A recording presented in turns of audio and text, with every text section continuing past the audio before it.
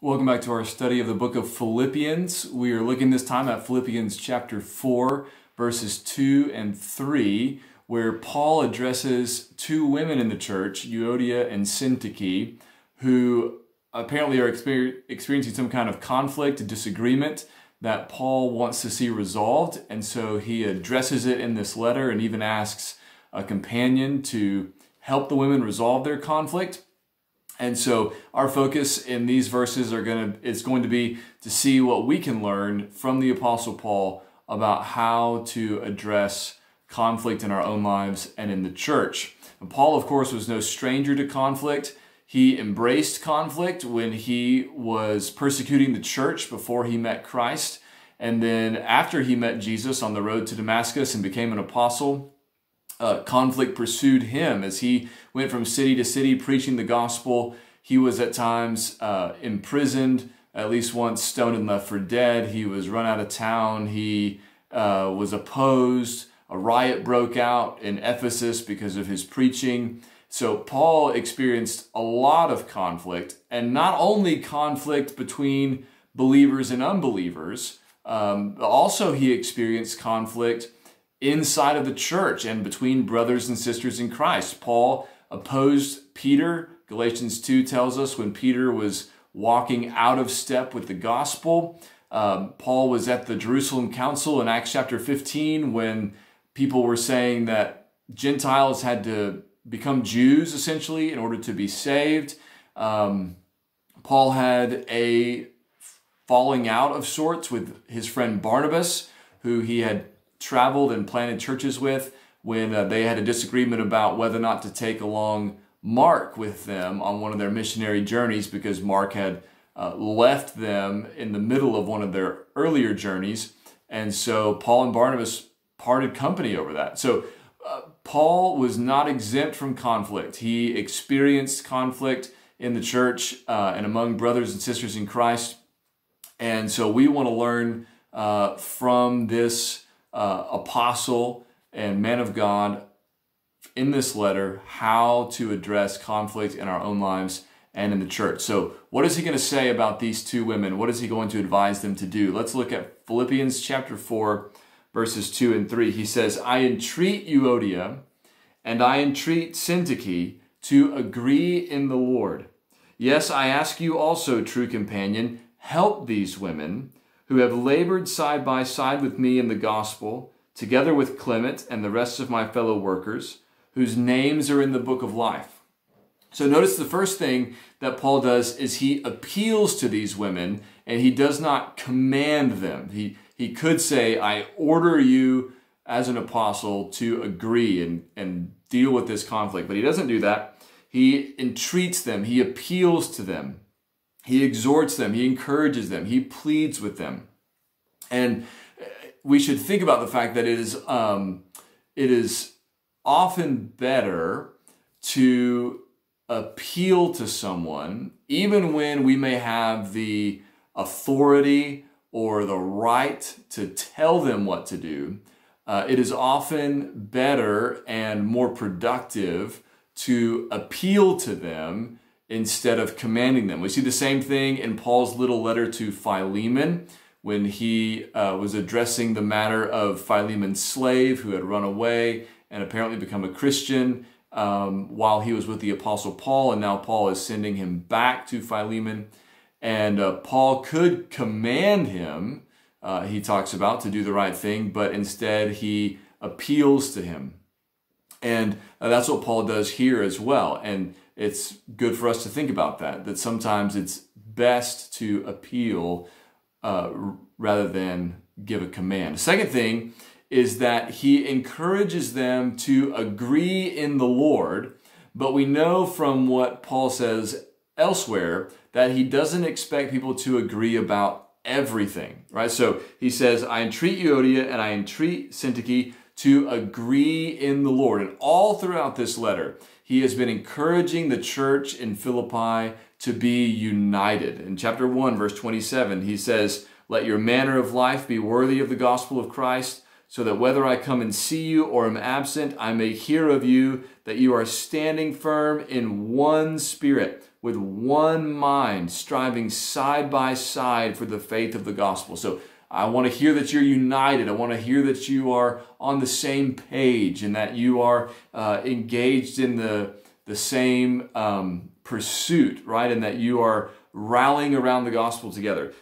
Early in chapter 2, he says, complete my joy by being of the same mind, having the same love, being in full accord and of one mind. So he wants them to be united and unified and harmonious.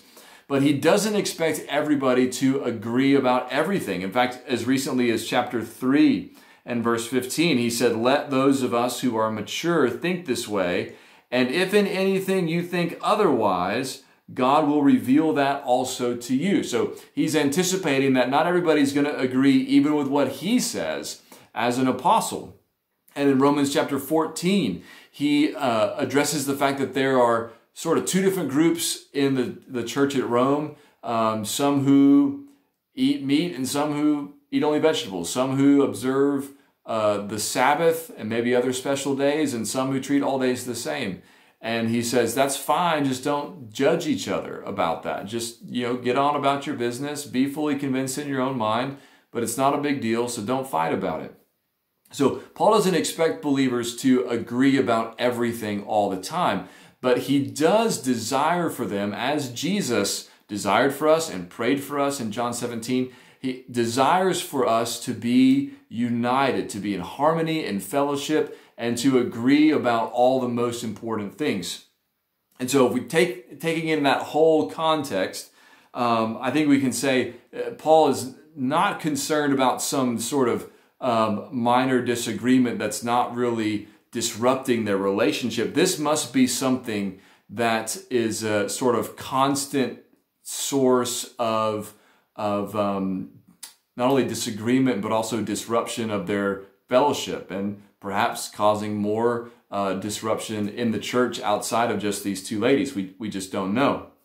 But it's a big enough deal that Paul is addressing it. And so we know it's significant, and we know that he wants them to be united and be in fellowship. We know it's significant enough that he called them out publicly. I mean, think about this. This letter is probably going to be read out in the church. Think about hearing your name pronounced. Okay, you and you need to get over this conflict. That's essentially what Paul does. And it's significant enough that he asks a third person to help fix it. And we'll talk about that more in just a bit. But again, it's not apparently a major problem, but it's significant enough that it needs to be addressed. And in our own lives, in our own churches, we need to be on the lookout for disagreements that hinder us from agreeing in the Lord, from experiencing that unity around the gospel, around the fundamental truths of the faith about who God is and what God has done in sending his Son to die on the cross and be raised from the dead for our salvation by grace through faith apart from works. We obviously need to agree on all of those things, and we need to be on guard against things that disagreements that may not be over those big issues, but that are significant enough that they get in the way of us enjoying that unity we have in the gospel itself. Right? So he encourages them to agree in the Lord, though he doesn't expect them to agree on everything. This is something significant enough that it needs to be addressed. Third thing is that he acknowledges their gospel labor and gospel partnership. Now notice this. He says about these women that they have labored side by side with me in the gospel, together with Clement and the rest of my fellow workers. So he counts them as fellow laborers, as partners in the gospel. They have labored alongside him. They have worked to advance the gospel along with Paul. In other words, these are not just sort of, sideline Christians, so to speak, if we can even say that. But these are ladies who have given their time, they have given their energy, they have labored, they are committed, and presumably they would be fairly mature Christians, or if not, if we can't go so far as to say mature, we at least say very committed, very eager, believers who nonetheless disagree. Right? So that means that Christians who are serious enough about the gospel to labor alongside of Paul or to labor faithfully in their church can still experience conflict. And it means that having a serious disagreement with someone does not mean that one of you doesn't care about the gospel. Right? So sometimes we can become disillusioned when we realize that people inside of our church or other believers that we are close to, that they don't always get along, right?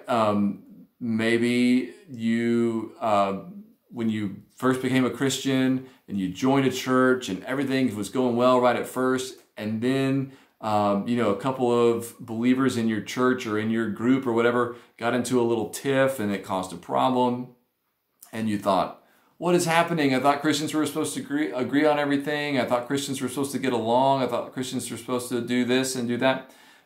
We are supposed to agree in as much as we can, and we are supposed to get along and be unified and forgive and so on. But that doesn't mean that we never experience conflict.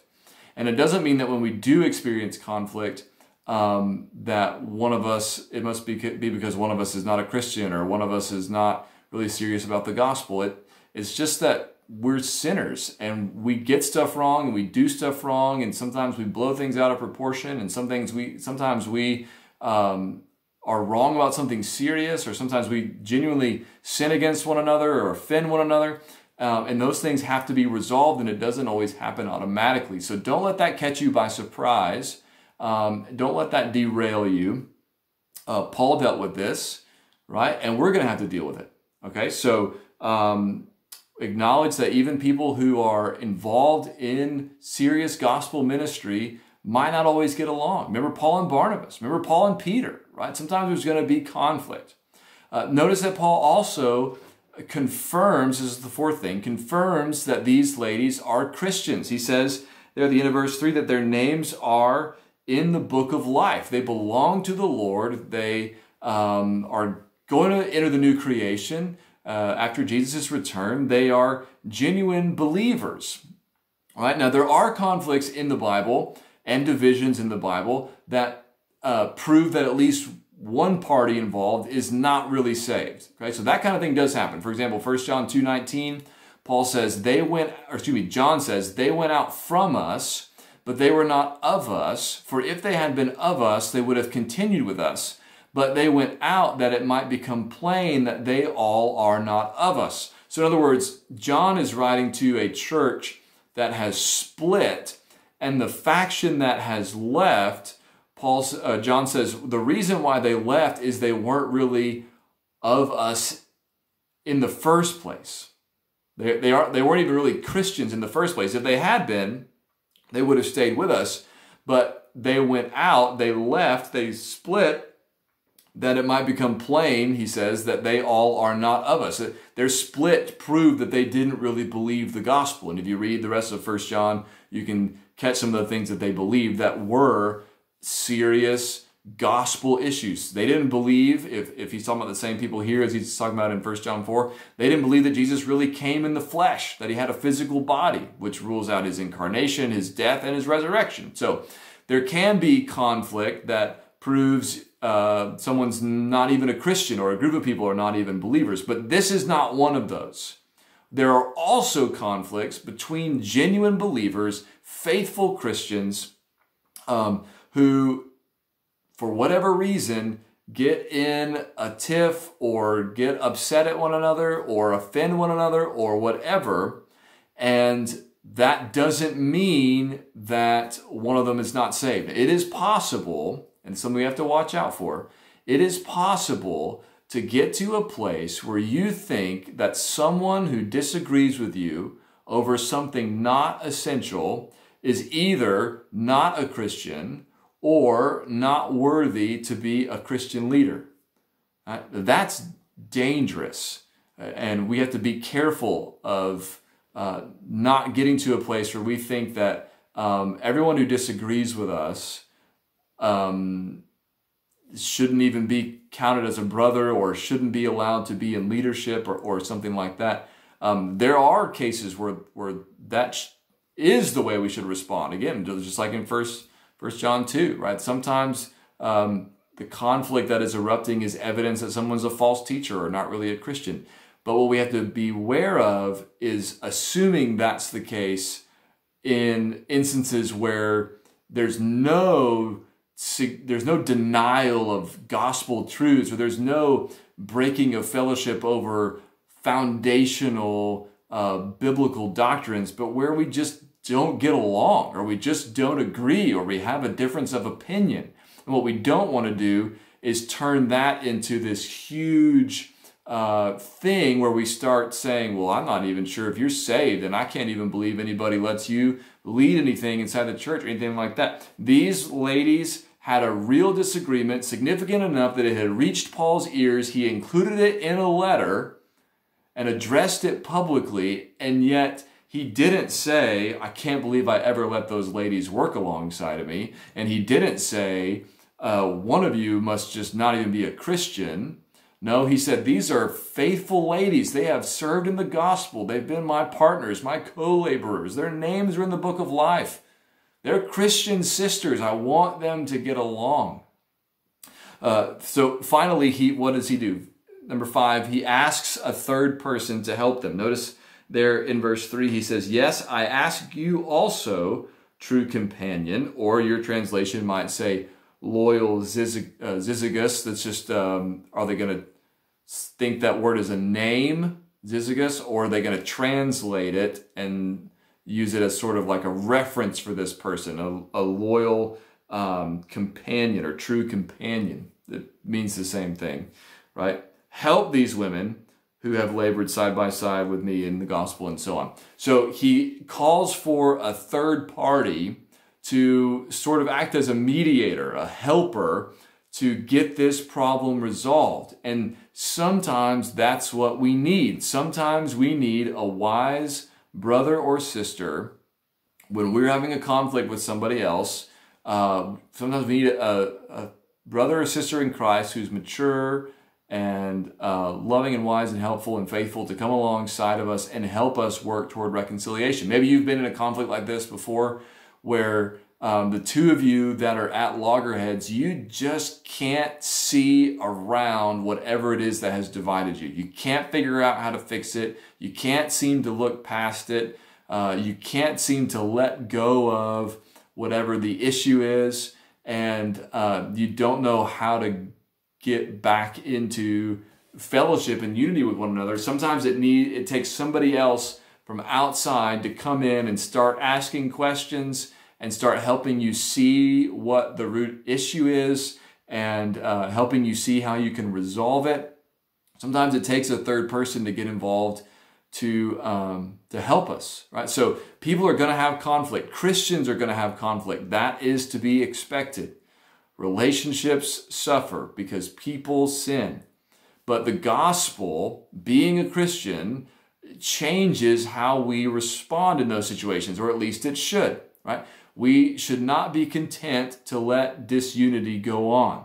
It needs to be addressed. That relationship needs to be reconciled where possible. Now, it's not always possible, right? Paul says in Romans 12, he says, as far as it depends upon you, live at peace with all men. Sometimes people don't want to be reconciled to you, and there's not a thing you can do to fix it. Well, you just do what you can, and then you just have to move on. But when possible, we want to be reconciled, especially to brothers and sisters in Christ, when there's something that's dividing us. All right? So remember, Paul talked about in Philippians chapter 2, he called for this unity, being of the same mind, having the same love, being in full accord and of one mind. And what's the next thing he said? Do nothing from selfish ambition. Count others more significant than yourself. Have this mind in you, which was yours in Christ Jesus, who, being in the form of God, right?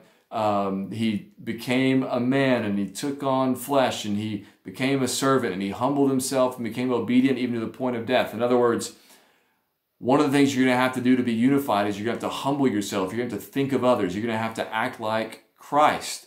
And again, sometimes it takes somebody from the outside coming in to help us see how we can do that, how we can imitate Christ, how we need to humble ourselves, how we need to think of others in reconciling that conflict. Right? So do what you can to reconcile those broken relationships. Don't be afraid to ask for help. Don't be upset if somebody who loves you tries to help, even if you haven't asked. Right? If you're at an impasse and other people are noticing that there's a conflict going on, it's no longer a private quarrel between the two of you. Right? It's become a public issue, and that makes it an issue for your brothers and sisters, for the church. Right? And so if one of them comes alongside to try to help you, welcome that encouragement, welcome that help, welcome that attempt to foster reconciliation and healing and help. So as brothers and sisters, we want to be, we need to be, we ought to be unified. Right? And so that means resolving conflict. That means dealing with our disunity and disagreements. We want to see the whole church unified, working together, loving one another, fellowshipping together. We're going to disagree about certain things, but we don't want that to turn into a division that hinders our fellowship in the Lord. That's what Paul is concerned about, and that's what we need to watch out for as well.